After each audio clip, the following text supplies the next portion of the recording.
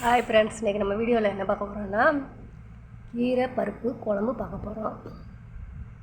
வாங்க வீடியோக்குள்ளே போகலாம். இது அரைக்கிறேங்க. பவுலில் துவரம் பருப்பு எடுத்துருக்கீங்க, அதை வாஷ் பண்ணிவிட்டு வரேன். கீரையும் பருப்பையும் வாஷ் பண்ணிவிட்டு வந்துடுறேன். ஃபஸ்ட்டு போய் பருப்பை வாஷ் பண்ணிவிட்டு வந்துட்டேங்க. அது கூட 3 தக்காளி 4 பச்சை மிளகா போட்டிருக்கேன். கீரையை வாஷ் பண்ணி அடுப்பில் வச்சுங்க. இதுக்கு 1 செம்பு தண்ணி ஊற்றுறீங்க.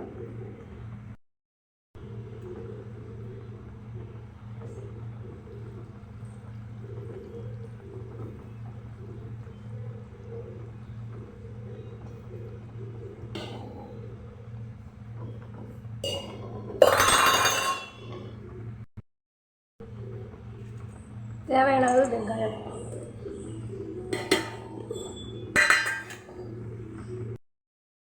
சீரகம் கொஞ்சம் போட்டுக்கணுங்க.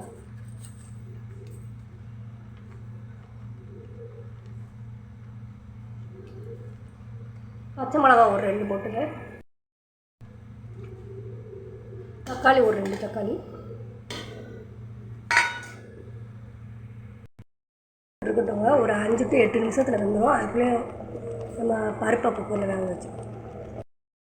பருப்பில் துவரம் பருப்பு, தக்காளி ஒரு 4 தக்காளி, பச்சை மிளகா ஒரு 3 போட்டிருக்கீங்க. அடுத்து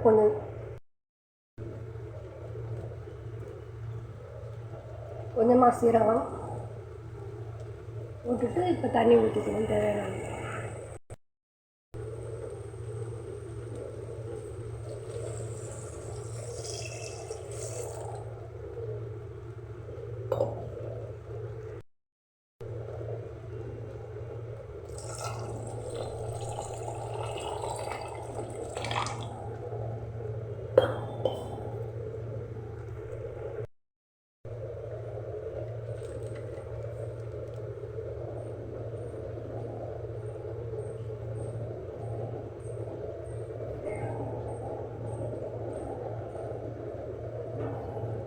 கொஞ்சமாக மஞ்சத்தூள் போட்டிருக்கேன்.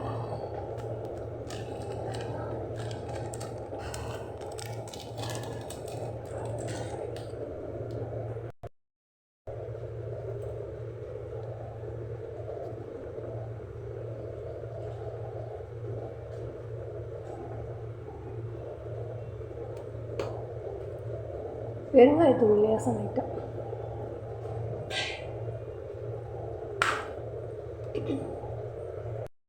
இப்போ லிட்டு போட்டு மூடி வச்சுருவாங்க.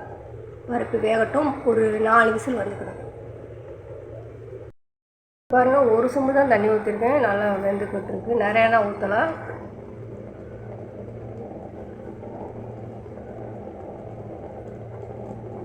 வேகட்டும், சீக்கிரம் வந்துடும். நல்லா வெந்துட்டு கடைஞ்சோம்னா நம்ம ஈஸியாக கடைஞ்சிடலாம்.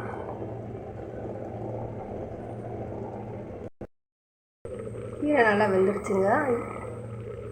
அந்த கொஞ்சம் தண்ணியை கூட கொஞ்சம் வடிகட்டிட்டு ஃபில்ட்ரு பண்ணிவிட்டு அப்படியே கடைய ஆரம்பிச்சிடும்.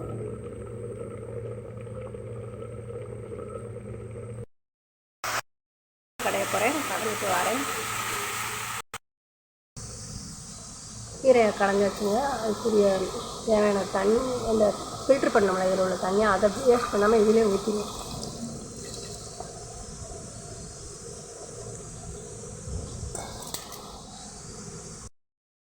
பருப்பு நல்லா குழைவாக வந்துருச்சு பாருங்கள்.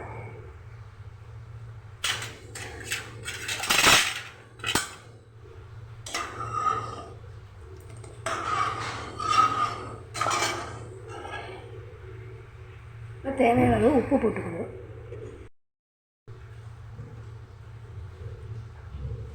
இவ்வளோ உப்பு போடுறீங்க.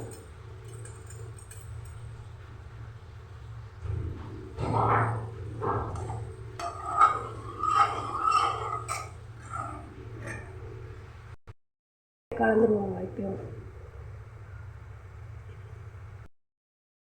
கீரை இருக்குது, இதுக்கு தேவையான அளவு நம்ம கொஞ்சம் உப்பு போட்டுக்கணும். இந்த அளவு உப்பு போட்டுக்கணும். பருப்பு தனியாக போட்டுக்க, கீரைக்கும் நல்லா நல்லா மாட்டோம். ரெண்டே ஒன்றா கலக்கணும், கீரையும் பருப்பு.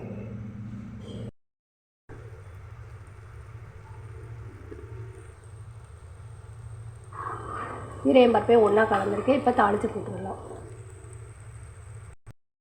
வச்சுருக்கீங்க. அதில் தேவையான அளவு எண்ணெய் ஊற்றிருக்கேன். இப்போ வந்து தேவையான அளவு கடுகு, வெங்காயம், ஒரு வத்தல் தான் போடுறேன். ஏன்னா பச்சை மிளகா ஏற்கனவே அரைஞ்சி போட்டாச்சு. கொஞ்சம் கர்லி,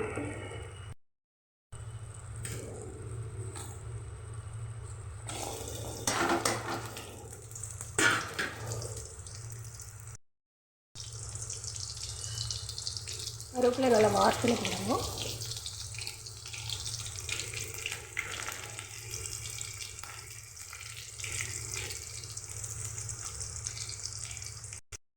இருக்குங்க. அப்படியே நம்ம கொண்டு போய் நம்ம குழம்பு வச்சுருக்கோம் அதில் ஊற்றிடுங்க.